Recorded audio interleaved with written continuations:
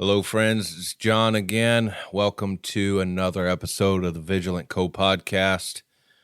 Look, I'm going to keep this intro short as possible, but when you're listening to this, at least when this podcast has dropped, this episode has dropped, it's either on or around Veterans Day, year 2022.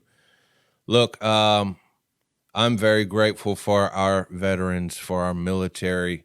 So thank you to all who have served, are serving, planning to serve, all those things, but especially if you have served or are serving now, thank you for your service. We appreciate you.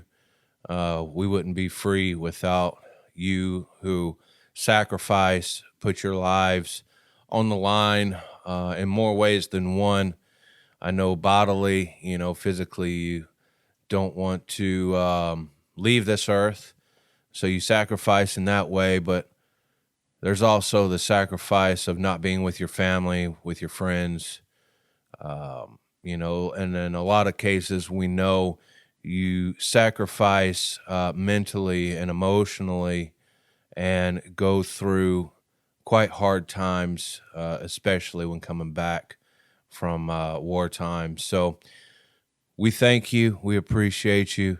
In this episode, Brady and Zac, they talk about veterans, a little bit about their history, being in the military, and they share some statistics, some new statistics about some things going on in the veterans world. So listen, take a listen, watch this video, and let's just hear what they got to say. Hey guys, welcome to another episode of the Vigilant Co podcast. I'm Zac. I'm Brady. And today we're going to talk about veterans and Veterans Day, really. We're mid-October, so Veterans Day is going to be coming up. Not sure when we're going to post this, but it'll be relevant around that time. Us being both veterans, this is pretty easy to talk about. I'll start off. I'll say why I served, and I come from a long line of service in my family. Both my grandparents served in World War II. My grandpa Alcide Douay served in the Army in World War II, and my other grandfather Joseph Chermy, which is still with us, 98 years old. Yeah. Old, tough, salty sailor. He served in World War II as well in the Navy. And it was so cool because like a few weeks ago at a birthday party, he gets upset with himself because he feels like he's losing it, his mental, his thoughts and just memories and stuff. And we started talking about the Navy, and man, sharp as a whip when he starts telling these stories about his service. And of course, it all leads back to God with him, Right. But it's incredible. Well, it should. yeah, it should, right? But so both my grandfathers served, and then my dad was a Marine, or is a Marine, never was, always is, in the early 70s, post Vietnam, still at Vietnam era, but Right. He wasn't going out there. I also have a first cousin. He served in the Air Force in Operation Iraqi Freedom in the initial invasion. He served 8 years in the Air Force, and I served as well in the Marine Corps in Afghanistan, the War on Terror. So it was kind of like, it always felt like it was something like a calling that I had to do. And I joined a little later in life. I joined at 25. I'm about to turn 40. So most of my adult life I served. And it always, like I said, it always felt like it was just something in my heart I knew I needed to do. For no other reason but just to serve. It's kind of what is Forrest Gump, his whole family, Lieutenant Dan's whole family. Yeah, exactly. Yeah, his grandfather, his great grandfather. Except they're all destined to die in battle. I didn't want that to happen. No. But it always felt like it was going to happen. And why the Marine Corps? Well, the uniforms, right? Yeah. Now, my dad's a Marine, and it was a big influence in my life. I can remember when I was a little boy, going into his room and taking his dress blues out of the little closet he had, and I'd walk around all day, put them on, and I was completely obsessed. I mean, I thought about being a Marine since probably 7, 8 years old until I actually did it. Right. And so to actually do it, and to see the joy on his face when I became a Marine, when I graduated boot camp, he's big, tough. He's supposed to be a tough Marine, right? He was crying like a baby Oh, yeah. when he saw me on the parade deck, finally being a Marine. And what's awesome, was really cool, and I'm so proud, is my godson. He's 18 years old. He's a freshman in college. He was at my Marine Corps graduation when he was, little. Yeah. Real little. And it left an impression on him. And so now he's an OCS candidate to become an officer in the Marine Corps. So he's going to do it. He's going to do it. And it makes me, I don't have kids, but as the closest I have to it, and it makes me overjoyed with pride that he's going to continue that. So service is very important to me. Why'd you serve? Like what's your story? Basically, I have a servant's heart, and that's probably why I went into law enforcement and went into the Army, is to serve my fellow man. And that's probably why I'm a volunteer firefighter now, is because... It's funny how that happens. Yeah, huh? It is. A lot of us sort of like that. different brotherhoods and different stuff. So I've pretty much done all your first responder stuff, except for, dispatching. But I've done medical, and I really enjoy just serving my community. I serve in my church, and it's part of me to do that. And then probably the thing that kind of, as a kid, we've always played Army and stuff, and I was always fascinated with it. Probably, oh my gosh, watching war movies. My mom loved war movies, so I watched pretty much every World War II era movie, everything from White Christmas to, Apocalypse Now and everything else. I think Apocalypse Now was probably the thing that really stirred me up, and watching the Green Beret.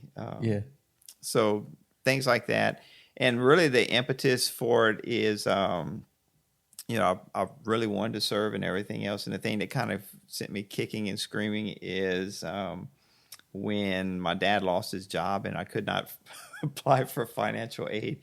So I was like, hey, this is an alternative to doing that. We could probably do a whole just on that, just on how to use the system to pay for your college instead of all this stuff. We got loan repayment and all this. I could talk about that. Yeah. There's ways you can do it if you want to serve, but if you don't want to serve, then I guess you can panhandle for loan forgiveness. I don't know. So you said how like you found yourself serving in some dynamic after the military.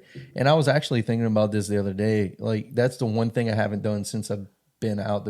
I've served in church. That's where I met you. Right. So besides that, that's the one thing that there's a void in serving. And I think a lot of times when we serve, we want to, a lot of military guys, they're wanting to be a part of something bigger than themselves. Right. A bigger cause. It's a selfless thing. You just either have it or you don't have it. Right. And a lot of veterans, they end up getting into law enforcement or medical or somewhere serving and using their skill set to help people. Correct. And that's the one thing like I feel as of late that it's missing, But I've gotten into things, as we'll talk about later, that kind of, I'm using what I learned in the military as a veteran to really benefit me in succeeding in things that I've pursued as of late. Yeah. And it benefits other people too. Oh yeah. In some ways. Yeah. So I want to talk about some interesting facts, doing research, facts about, actually we're going to talk about Veterans Day because it's coming up. We're going to talk about some other things with veterans as well, but facts about Veterans Day. And this is pretty interesting, and some people might not know this. I was aware of most of this, and but some people might not at all. So Veterans Day, it's a well-known American holiday, obviously, right? But actually, some countries celebrate our Veterans Day. Wow. Yeah, I read that. Which countries? I don't know. I'm sure European countries, Right. but they do pay notice to our Veterans Day, which is pretty cool. I would imagine France. I don't know for a fact, but I would imagine France does because a lot of our allies. Oh my God, the cemetery in Normandy is like one of the most sacred places in France. I've been there. It's amazing. Yeah, it's so.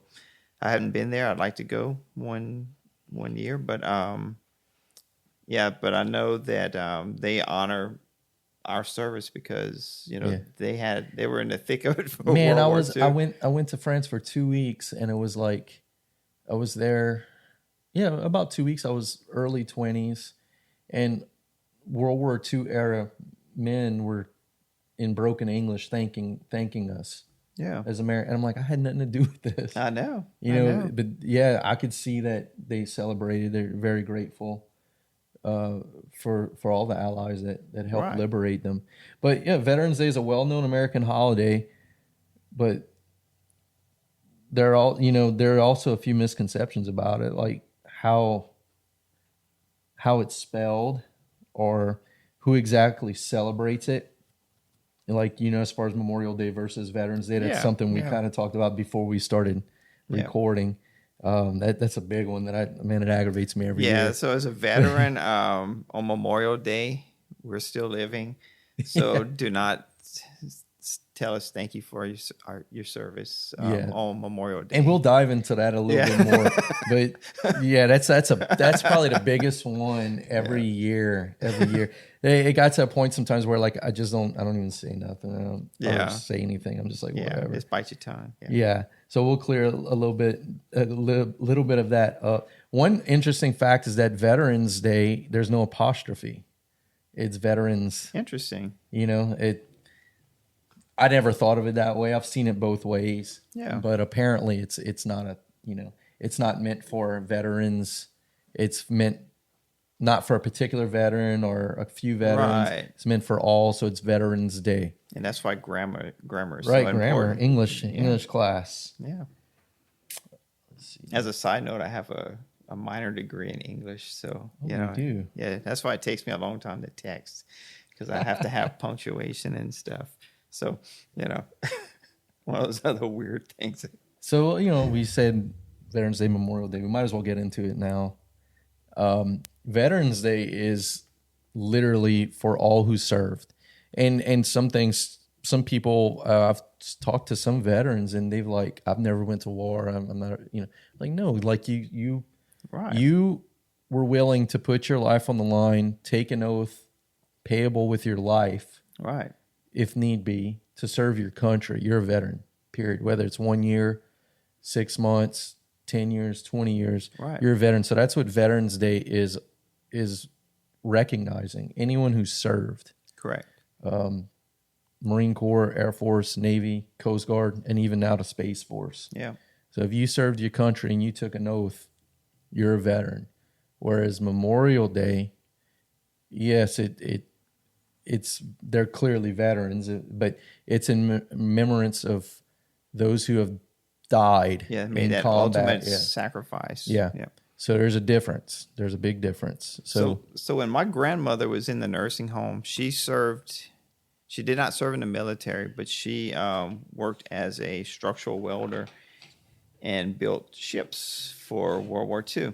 Oh, wow. So when she was in a nursing home, some of the residents found out about that, and they would drag her into the veterans thing. And she was like, "I did not serve I was not a veteran." She said, but a lot of these people who were World War II era people were like, you served the cause. So they would, back then everybody was involved. So she, and she was like one of those people that if you called her Rosie the Riveter, she would get pissed because she's like, I was a structural welder. I did not ever do a rivet in my life. What was cool is they have that famous poster of the woman with the what you'd call it, the do-rag or whatever in her hair, and she's like, yeah, and then that's exactly what it was. That's kind of cool that you said your mom did that. My grandmother. Yeah, that's incredible. That's really cool.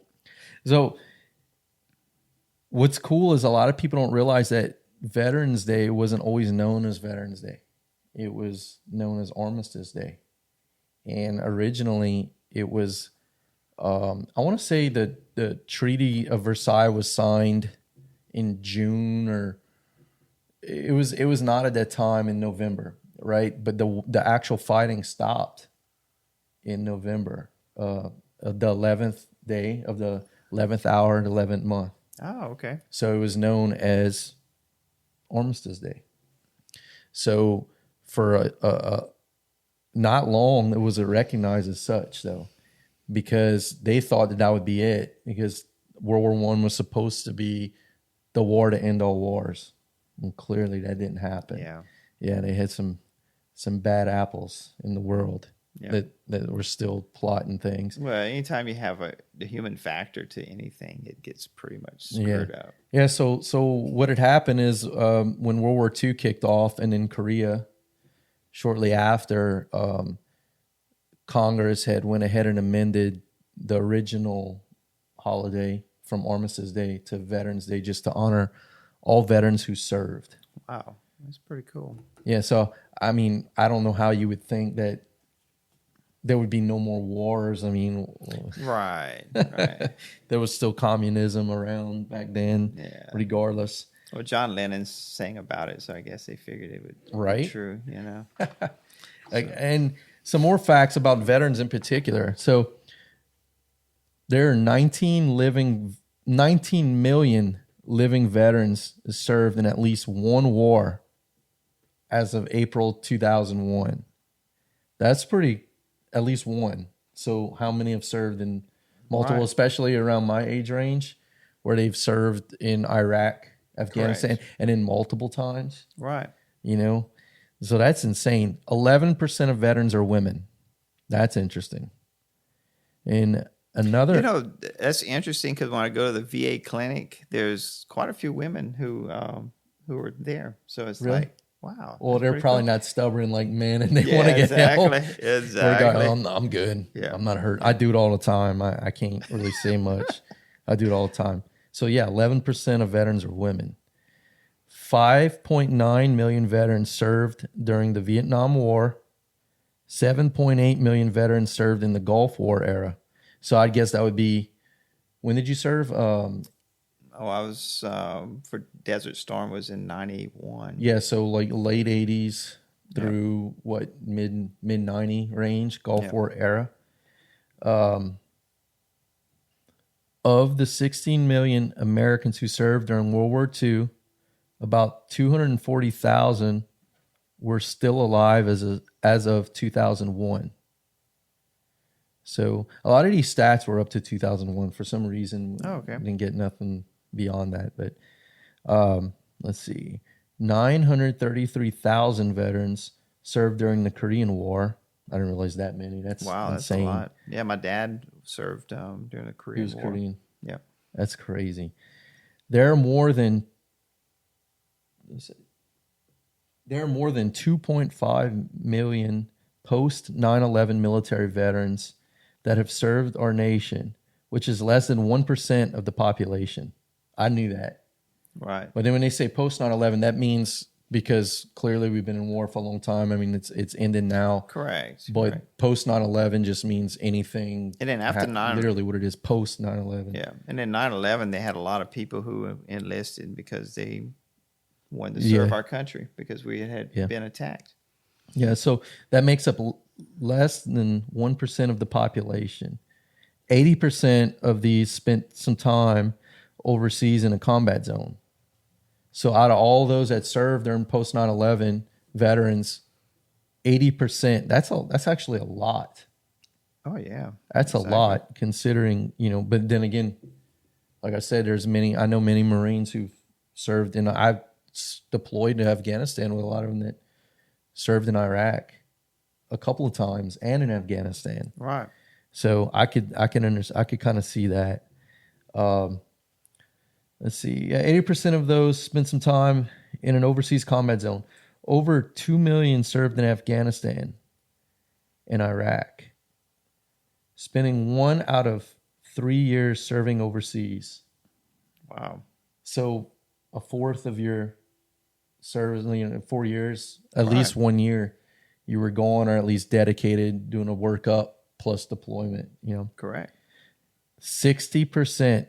Now this is crazy. 60% of these post 9/11 veterans are under the age of 34. So growing up, you think veterans, you think of your old grandpa and all these elderly people, and that's not the case. There's a ton of veterans that are my age, 40 under, 30, 34 and under. Yeah. That's wild. So it breaks a lot of stereotypes that we had about veterans, being not only age-wise, but and in ways, it actually brings a lot of issues that we'll talk about in a little bit to light, because it's a younger generation at a younger age that are having these issues that older veterans had, but never would, they wouldn't talk about, or they wouldn't take care of. Or in basic training, we had a guy who, he was an older guy. I was, 18, 19 or something when I went into basic training, and they had a dude that we thought was pretty old. He was probably in his 30s or something. Ancient. He was ancient, and we're like, wow, what's this guy doing? And, we all had our little rainbow ribbon because that's all you had. Yeah. And this guy comes out and he has like a stack because he served in Vietnam. Yeah.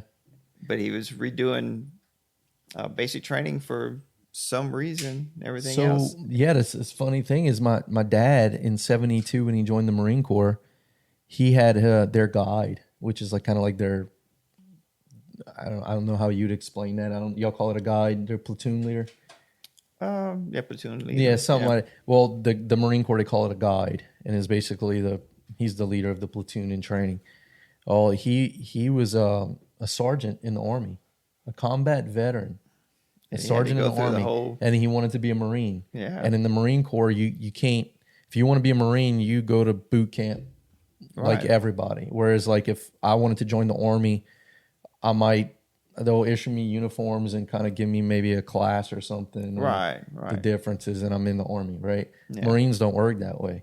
So this guy was a combat veteran, had to go through all the crap of boot camp, suffer for 12, 13 weeks with other recruits to do that. And my dad said the same thing. When they graduated, he had a stack. Oh yeah. Oh yeah. He had combat action ribbon, and a lot of these drill instructors didn't even he served twice as long as they've been in, So that's pretty wild. So they had a guy that was in the class before mine in basic training that our platoon sergeant our drill sergeant was telling us about. And he was an actual Vietnam veteran who had to go in again. So apparently it's kind of a normal thing. But this cat, all the drill sergeants had to salute him because this guy had a Congressional Medal of Honor. Are you serious? And he had to go through had to go through basic training. You would think they would just be like, "Hey, carry on, man. Yeah. Just here's the uniform, go." Yeah, that's wild. That's wild. Well, so let's dive into some of the things that these veterans it's not something new with this generation, and you're the generation before me, so I kind of cross over really into the same, but. Let's kind of dive into that a little bit. Problems that a lot of veterans do have, and now, like I said, because of the younger generation, and I think social media it helps in some way where it's really not good in a lot of ways, but it does help bring things to light and bring attention to things. Issues that veterans have. I'll say first of all that there's a lot of negative look on PTSD and whatnot, but I'll just clarify it. There's a stereotype PTSD that it's just veterans and all. No, you could have PTSD getting in a car accident. It's a post-traumatic stress. you see it all the time in your line of work with fire department. You might have guys who, witnessed a horrific scene at an accident, and they have some traumatic stress issues down the road. So it's not specific towards combat. Correct. But correct. You had it's any kind of stressor that it's not, and human beings were not designed to experience a lot of things that we've experienced from in the fire service and stuff. I've seen stuff that I wish I could unsee, but you just can't. And sometimes it's good just to talk about it and get it out in the open. And a lot of times, so like you could witness something and I could witness that same scene and you be fine and I'm not. Correct. It just depends on where we're at in our life at that point, other stressors that we might have going on at that time in our life. Right. I'm not a psychologist or anything like that, but it makes sense to me, like how I deal with things versus you. Correct. Right? Our age, our mental maturity, Correct. And just, stressors along the way that we have desensitized ourselves to a lot of times.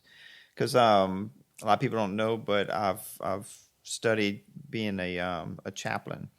So we've gone through a lot of critical incident management stuff and everything else. And I learned a whole lot that actually helped myself, because I've gone where you have like a call after call after call, where you have like a fatality after fatality after fatality, and it weighs down on you. And yes, it's something that you have and it's not with. Just. I'd give a shout out to nurses too, like ER nurses and whatnot. They deal with stuff more than a lot of combat veterans, and I know. And I know at some point it plays a toll on their lives, the stresses that so it is a real thing. Mm-hmm. You could have two people and one completely be fine and another be kind of dealing with some issues because of it. I would tell you, like, I could always justify things. More so with me coming back from Afghanistan, and I'll share this, like I had personal issues going on back at home. Situation unfortunately happened to where, I'm not going to say names or anything like that, but right. Stuff happened to where my life was wrecked when I came home. Right. So my mindset is like, I put my life on hold to serve with this person in mind, to do something, to benefit us, and literally, putting my life in danger daily. And this is what was going on in my mind, right. Like I had nothing but time to think about it after that. I put my life in danger daily for a particular person and to serve my country. Obviously, that's what I was there for, to be betrayed. Mm-hmm. And when I came home, it all these issues we're about to talk about, it affected me. And I'm a Marine. Like, whatever you ask me to do, I'm doing it. And I could justify anything. But to me, it was more of the stressors going on back at home, combined with coming back home from Afghanistan, right, having to start all over, and, being isolated, Like I met you, I met a couple other friends that were like-minded, and we latched on really well because we understood each other. But for the most part, I was very isolated. I moved away from my family, right, and because I thought that was the best thing I needed to do at the time. And God has a reason for everything. And, I grew a lot through it. It was hard, right? Some of the things we struggled with, and now I'll just go down this list and kind of mention a lot of the things that we do struggle with. Maybe not so much yours, because you were kind of like a peacetime veteran, and which is kind of cool that we're talking about this, because you could see my side of it and I'll see your side of it as well. We're just one generation away from, our service. So a lot of veterans actually suffer from a lot of unemployment. Correct. I personally haven't seen it, but that ties into homelessness too. That's on the list as well. Unemployment. I would think probably a reason for that is that a lot of times they're self-worth. They don't feel like they could hold something down because they might have had some trauma Right. and things. And so kind of like, I don't care anymore attitude, I would assume. Or if they do find a job, it would be a quality job. Right. Well, we mentioned this earlier before the podcast, before we started recording it, that when I came here, every job I applied for, I was offered. It wasn't the pay that I want. Right. But I was offered a job, which is a great thing. But on the flip side, I think, like I said earlier, I think they were offering it to me because I'm a veteran, that they know there's some very good things that, like, I'll show up to work. Right. Shouldn't be a deal. You should show up to work. I'll be consistent. I'll work hard. Those kind of things. I mean, it's a shame to say that you know, that you got to think that way. Yeah. But yeah, I was very hireable for that. But that doesn't mean the quality of work was good enough. You know, Right. Here I was. Or your personal skills with other people, especially when you see Teamwork. Yeah. or lack of teamwork. Yeah. Could that be a factor in some of these people just like, I'm not working here because y'all a bunch of freaking slugs, and and you have one of the things they instill in you in the military is to be mission oriented. Yeah. And That's if you huge. get into a work environment where there's no mission and you don't fit in, so could that be part of It's the funny because unemployment thing? I never thought that that's how I worked. Yeah. My mind worked, but that's exactly how my mind works. Yeah. You give me a mission, just give me an end goal. Yeah. Give me a few nuggets between, and I'm gonna tear it up. Oh, exactly. I'll accomplish it, and I'll do it quickly. Yep. That's the way I You work. might not like the route I take, but Yeah, it'll but get I'm gonna done. get there. I'm gonna get there at some point. Yeah.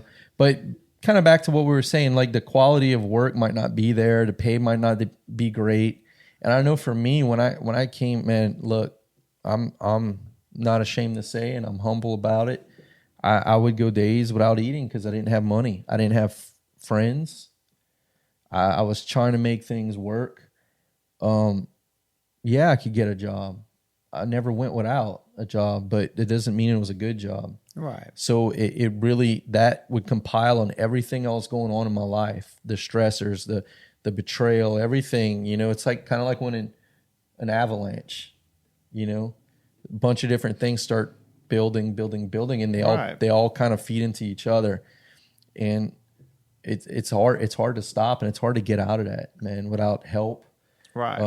Myself, I'm a Christian. God's the only reason why I got out of that, and I got myself going. I had to go through the fire to get where I'm at now. So unfortunately, there's a lot of veterans who don't, and we'll kind of dive into that about veteran suicide and stuff in a little bit. But relationship with themselves, like feeling self-worth, like, yeah, we know what we were capable of when we served, but when that structure is gone, and you don't have to answer to Uncle Sam or your command, or you don't have a mission. Like, you have to have a mission, man. If you don't have a mission, then you kind of feel like you're not worthy. Like, your self-worth is not there. Like, you don't know who you are. You can't identify as anything, like, especially Marines, man. I'm a Marine, like, you know how long it took me to be okay with growing a beard? 'Cause I'm a Marine. I need to be clean shaven. Like, I'm talking years. Yeah. It's just we're very proud. Look, even wearing a cover inside of a building. Yeah. Who would have thought? Man. Don't tell. Yeah, so relationship with themselves, feeling worthy, all that stuff.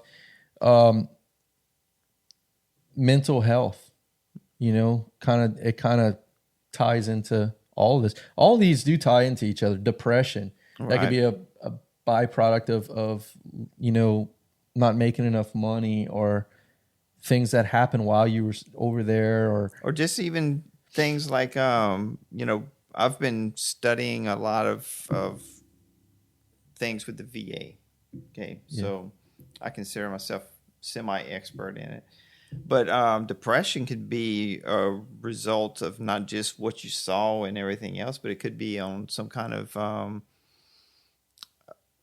thing that you've picked up, like hearing loss can cause depression, tinnitus, where you physical handicap, where you have like tinnitus, military grade tinnitus that rings, or drink that can't lose you in water, 24/7, and so on and so forth. That can cause depressions. I have to be careful with that because you get to the point where it's like back injury. I have a back injury that I sustained while on active duty. It has limited my mobility in some things. I can't do what I used to do, and that can have a toll on you. Yeah. So there's so many things. It's not necessarily what you saw or what you did, but you could have sustained an injury or anything that limits mobility. Yeah. So it's like you said, it's a multifaceted. Yeah, they all kind of correlate to each other to some degree. Like I'm looking at this list that I made, and man, you suffer with one, you're almost going to fall in line with everything else I just said, right? At least to some degree. You can make it out of this, Yes. We'll just talk about it right now. I read that, and I don't know the truth of it. It was a pretty reputable website. It was a VA kind of website. A lot of us are familiar with the 22 veterans a day, unfortunately, take their lives. And I will tell you, I was almost one of them, straight up. A lot of people didn't know, but I was almost one of them. And it's real. Everything we deal with is real. So that's always been near and dear to me, the 22, right? But I read this today, and it kind of, I don't know if it's true because it sounds too insane to me, that now it's like 44 a day. Wow. I'd say that it's probably, let's go half. Yeah, if you did half, 30. That's still a lot. Well, 22 a day is way too much. That's mind blowing. Yeah. And I know personally, from my time in service till now, I know 5 Marines that took their lives. Yeah, that's way too many. Yeah, and I personally know them. It's not like I've heard of them. Yeah. One of them, unfortunately, was one of my Marines. At my last command, and that'll affect me to the day I die. We had no clue. Yeah, we had no clue, and that's all I'll say about that. That was a pretty rough one, but it's a thing. How do we fix it? What do we do? What do we do? So I'll pivot to this. Let's kind of turn the table a little bit. Let's talk about actually. We talked about all the sad stuff what veterans deal with. Let's talk about what they actually do bring to the table in the civilian world and in the workplace, because I think a lot of employers don't realize the worth and the value that they have in a veteran. Look, and not all veterans are the same. Right. Not everybody's stellar. Look, I know some veterans who left the service and they were like stellar people, and I've seen some who went into the service and got with the wrong crowd and absolutely destroyed their lives. I would say, I don't know the statistics on it, but I would say the overwhelming majority, it does better their life. Yeah, it does. To some degree. And I've been out 4 years, and I'm finally seeing some of the things that I developed while in the Marine Corps. It's finally coming out in some things that I do and I've pursued. Mm-hmm. It's some awesome stuff that you gain from being in the military, for sure. And like I said, I wish a lot of employers would recognize this, and some do. And it seems like there's more that do recognize it now. Right. But man, that's a hard pill to swallow when you coming from war and you're like an NCO, a non-commissioned officer, and you're like making decisions that other people's lives could be affected by, right?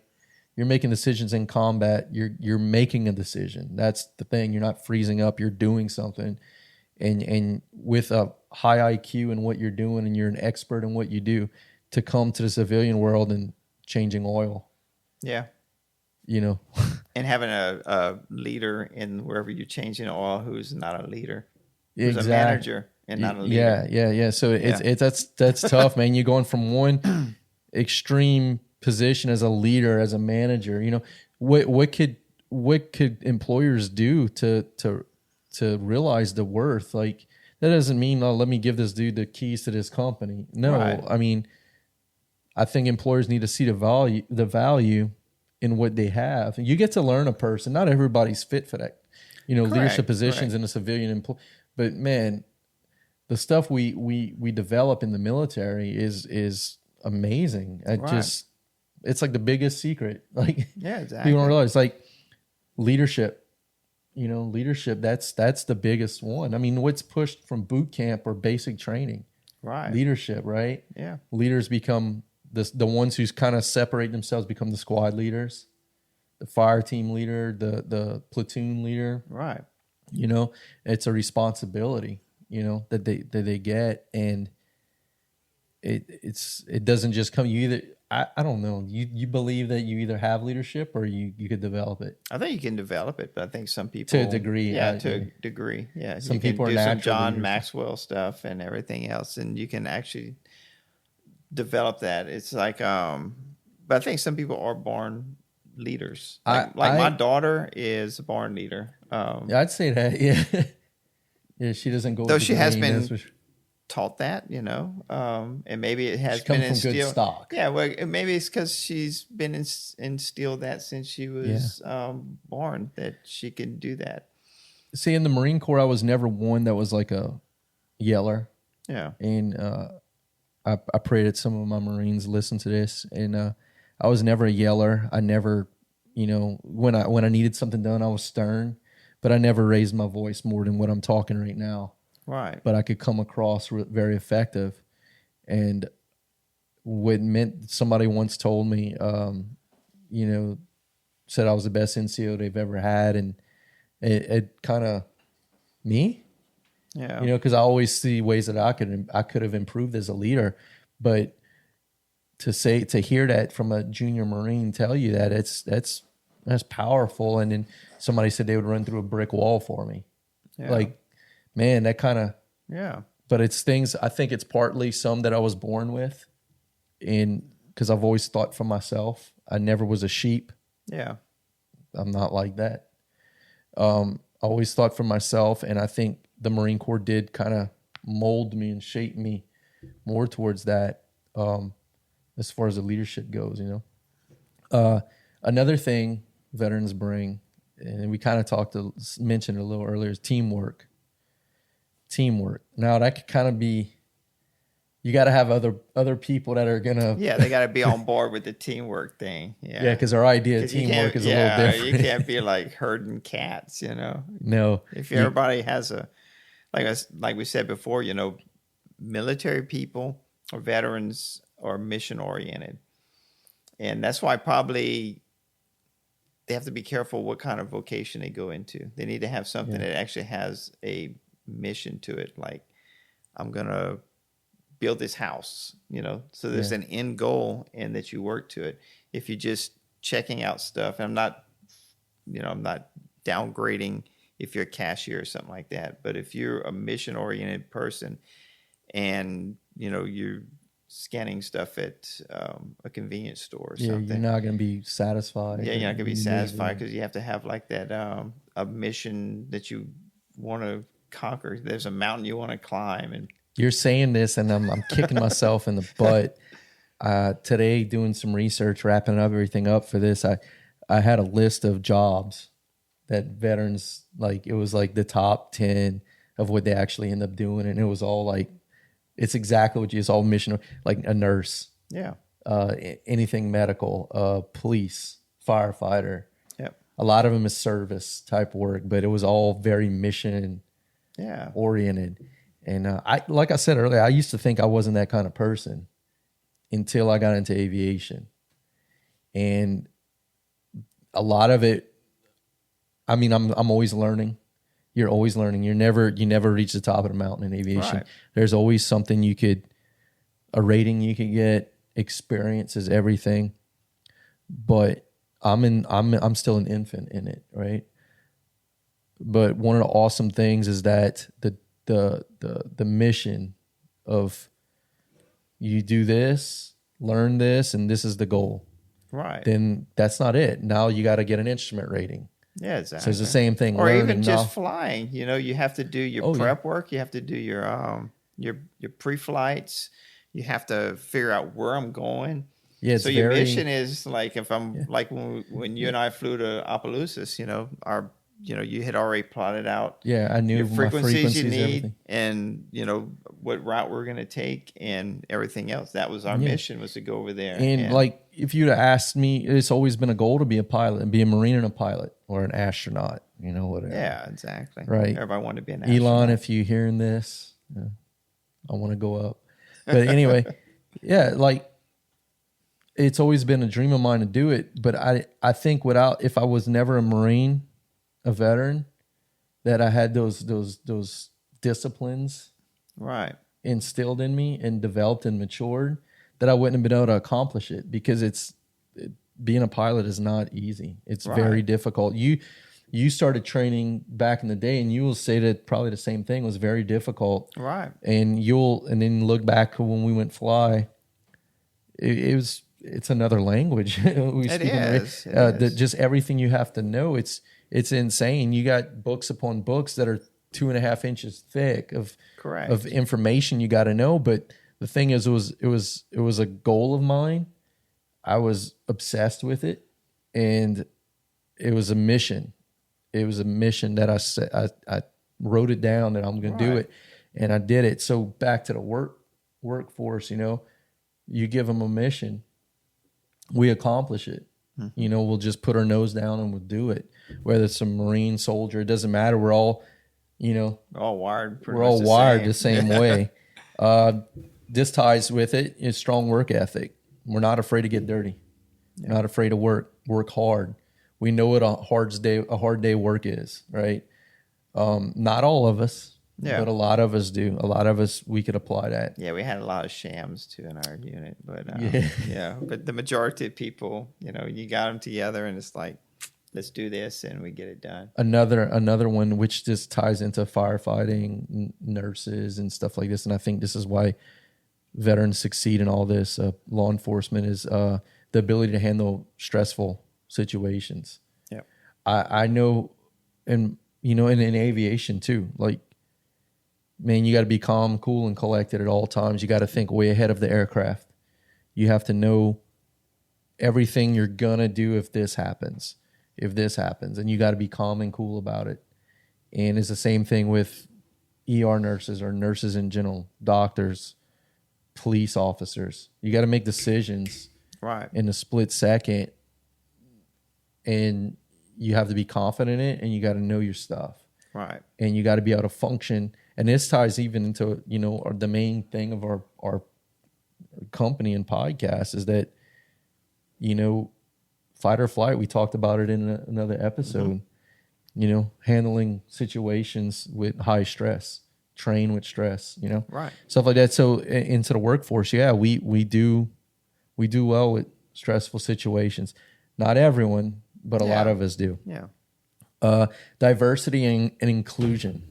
I can tell you right now, I didn't care what color the Marine was, what their background, who they slept with. I didn't care. None of that mattered. You don't even see it. Yeah. We're all brothers. We're all sisters. Yeah. Brothers and sisters.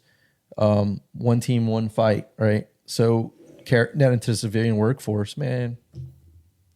All this media and all this, the news and everything you hear, man, it's a bunch of crap. I could go on that, but we might get kicked off of YouTube and stuff. Yeah. But I'll just leave it at that. But like diversity and inclusion, we work well with everyone, right? We don't care. As long as you get the job done and you meet the qualifications for that job. If you didn't look on their dog tags, you didn't know what religion they were, because we had Jewish people, we had Catholics, we had Protestant people, and everybody was either light green, middle green, or dark green. We all green. We're all green. So we all. Another cool thing is a lot of military guys are veterans, or they're cross trained in multiple skill sets, and multiple skill sets, multiple jobs. They could handle many different things. Be asked to do a bunch of things as long as you have a mission for them. But Right. we're cross trained, so that means we have the capabilities of doing many things. Jack of all trades, master of none. It's funny because I'm exactly that way, and I never saw it until recently. Well, from us serving in church, we did a lot of stuff. You worked soundboard, you played guitar, you played drums. Whatever's needed. Served whatever was needed. We were there pretty much to serve that. If you needed somebody to go and take out a bag of dirty diapers and stuff, you grab it and throw it in the dumpster. So and that was another thing, and it's probably not just the military, but I like to learn things. I want to know how to do everything. Like in the church environment, I like to know how to do everything, because you never know when somebody's not going to be there, and you may need to do it. So it's like one of the things too, and this ties into everything we're saying about all the pros that veterans bring to the workforce and just in life in general. I know for myself, and you'll say the same thing because I know you. You're one of my best friends. I know how you are, and our producers the same way.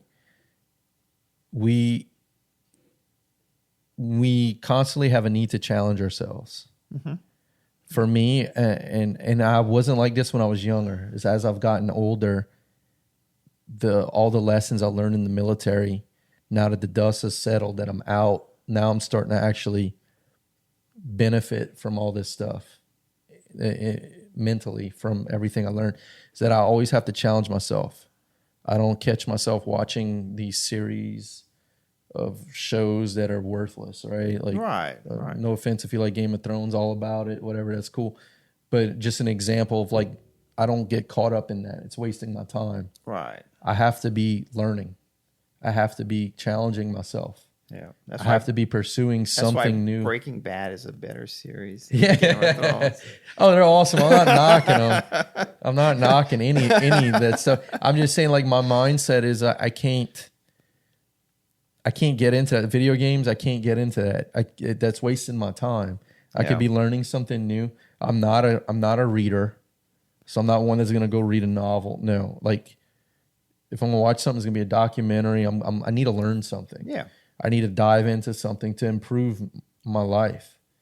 And when I was younger, I would have never thought that way. But I think combined with what I'm made up with and the building blocks that were given to me from the military, it's really kicked into gear the last handful of years, and especially getting into aviation. Man, I'm telling you, like, the sky's the limit. Literally, like, there's so much learning. I know. That I feel if I go a day without learning something, I'm wasting my time. Oh, exactly. And how do you feel about that? Cause I always have projects I'm learning. I have stuff that I'm wanting to do, and it's just finding the time to do it. And it ties into the civilian workforce, man. Like, I don't know if that's the military. Hey, you could ADD or you could teach us to learn. My a lot of us think I have ADD. Well, and so you could teach us to learn new things at work, new positions, and we're willing to do it. I know I am personally, and I would say a lot of my fellow veterans feel the same way and are willing to do. And I think that's why we're doing this podcast and doing this whole endeavor together, is so we can learn new stuff. Yeah. And pass on knowledge that we have to other people, and encourage people to learn more, take classes. Yeah. So, we talked about veterans today, Veterans Day. Talked about a lot of things, but I think everything we mentioned had a lot of meaning and depth to it. It's near and dear to us because we are veterans, and for all those struggling, man, there's hope. Trust me, I was there, and I could say it that I was there. I'll humbly say that there's a way. There's hope. Yeah, there's hope. Find a mission, and crush it. Or find a group of people that like-minded share your people. values. There's a lot of veterans groups, VFW, what's the other one? American Legion, and so on and so forth. I found a lot of camaraderie in the fire department, fire service. Because it's a servanthood. Yeah, exactly. But we're basically, and I think that's one of the things, and we kind of touched on a little bit, is whenever a person ETS is from the military, is they're out on their own and they don't have people who can understand their thought process, whether you were in combat or not in combat, but you had that brotherhood. If you find another organization, like we talked about, police force, fire department, so on and so forth. Even sports. Yeah, sports. If an amateur league, I play amateur league baseball. Yeah, you build a team, and you have people that share a common. And it's a mission. It's another mission. So, in closing, there is hope if you're struggling with things. And look, it's a mental battle. I have to win the day every day.